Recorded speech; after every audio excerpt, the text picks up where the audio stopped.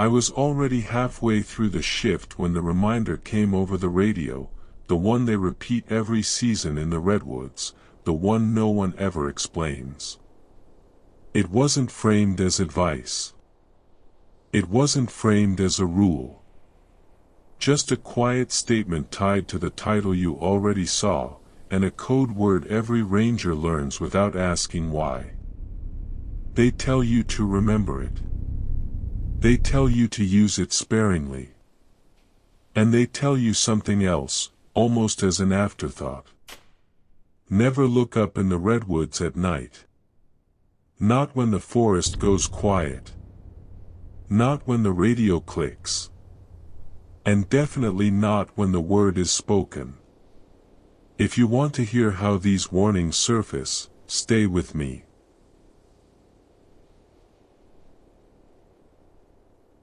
The redwoods absorb sound in a way that feels intentional. At night, the forest doesn't echo. It swallows. I learned that on a routine perimeter check along an unlit service road. The headlights cut a narrow tunnel through trunks that rose far beyond the beam. I kept my eyes forward, because that's how you're trained. You don't scan the canopy. You don't track movement above your line of sight. You don't acknowledge how high the darkness goes. The radio sat silent on the seat beside me. Too silent. I slowed the vehicle and listened. The engine idled. The wind moved, but only near the ground. Nothing shifted above. That absence pressed harder than noise ever could. I told myself it was just another quiet night. I said it out loud. The words felt thin. Then the radio clicked once. Not a call. Not static. Just a single click. I waited. 5 seconds passed. Then 10. I didn't respond. You never respond to a single click. That's another thing you're taught without context. The road ahead disappeared into fog. The trees leaned inward like they were listening. I felt the urge to look up, sudden and sharp. Like something had shifted above the windshield. Like the darkness had adjusted. I tightened my grip on the wheel. My eyes stayed level. The radio clicked again. This time, there was breathing. Slow. Measured. Not distorted. Not panicked. Just present. I recognized the cadence immediately. Ranger training drills burn certain sounds into you. This was one of them. I reached for the radio but didn't key it. I waited. The breathing stopped. A voice followed. Low. Calm. Using my call sign. Then the word. The one word no one defines. The one word that ends conversations. The word that means you stop whatever you're doing. I didn't look up. I put the vehicle in reverse. Slowly. Deliberately. The fog thickened as I backed away. The trees remained still. Too still. The radio went dead again. When I reached the main road, the urge lifted. Like a pressure releasing. I drove the rest of the way without incident. I didn't write the word in the report. No one ever does. They already know. The ranger station feels smaller after midnight. Walls close in when the forest stops moving. I sat alone at the desk, listening to the clock tick. Paperwork gives you something to focus on. Something level. Something grounded. The radio sat centered between my hands. Powered on. Muted. Waiting. Outside, the wind moved through the lower branches. Never the canopy. I noticed that pattern too late. At 1:17 a.m., the radio keyed itself. No click this time. No warning. Just an open channel. I didn't speak. My name came through instead. Perfectly pronounced. No interference.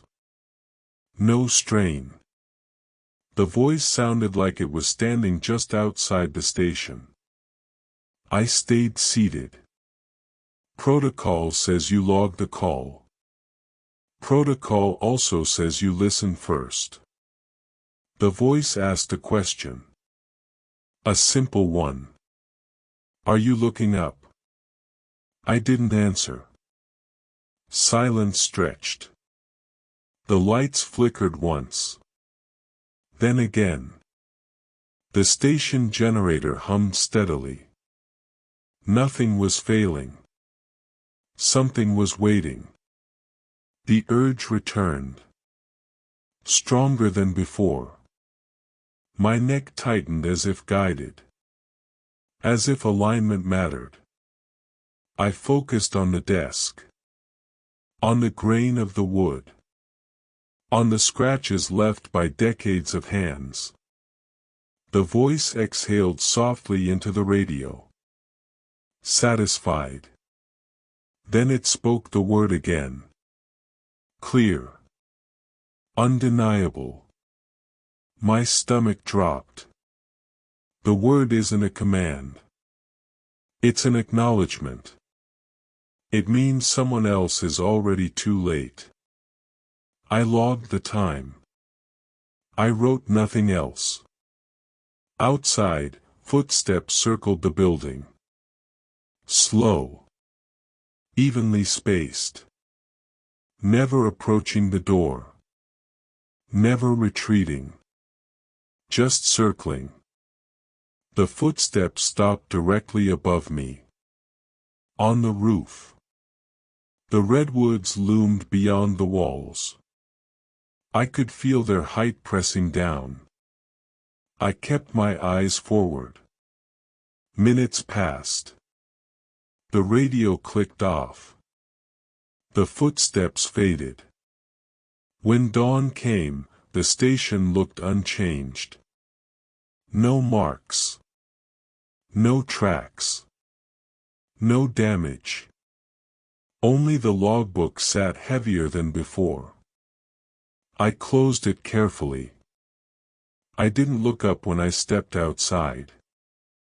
They don't review the code word during debriefs. They just confirm you heard it. I nodded when asked. No one pressed further. That's how you know it's still active. Weeks later, another night shift put me back on tower duty. The radio tower stands above the forest edge. Not above the trees. Nothing stands above the redwoods. I climbed the steps slowly. Each footfall echoed too loudly. The sky was black. Starless. Heavy. I took my position and scanned the road below. Distant headlights moved like drifting embers. The forest remained motionless. The radio crackled. Then cleared. A new voice came through. Young. Untrained. A seasonal ranger. Lost on a marked trail. Breathing fast. Asking for directions. I listened. I didn't interrupt. Then I heard it. Leaves shifting far above the tree line. A sound with no wind. The seasonal ranger paused mid-sentence. I knew what he felt. That pull. That need to confirm. He asked the question himself. What's above me? I closed my eyes. I spoke calmly. I told him to stay still. I told him to keep his eyes level. I told him the word. There was relief in his breathing. For a moment. Then confusion. Then silence. The radio stayed open. I waited. 30 seconds passed. A minute. 2. I didn't hear a scream. I didn't hear movement. I heard something else. A slow inhale. Not from the radio. From above the tower. The structure creaked gently. Like weight adjusting. I didn't look up. I spoke the closing protocol. My voice stayed steady. The radio clicked off. When morning arrived, the trail was empty. No sign of struggle. No sign of departure. They marked him as missing. They always do. The code word remains in the manual. Unchanged. Unexplained. Still taught.